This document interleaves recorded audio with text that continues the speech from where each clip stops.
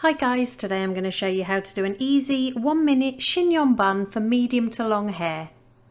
To start, pop the hair into a low ponytail. Simply divide this in half and start twisting the sections towards each other all the way to the bottom of the hair. Take both these sections up, cross the ends over, then bring them back down to the bottom of the bun. Then cross the ends over one more time, and we're going to bring them back up to the top of the bun. Hold them together and then secure it all with a clear elastic band on those ends. Next, we're going to take each side of that bun and start pulling them away from each other. Tuck the ends underneath and hold it to the head.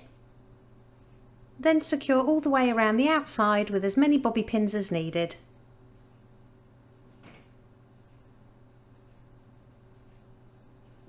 And it really is that easy. Here's the finished look. If you liked it, please give it a thumbs up and don't forget to subscribe for more tutorials.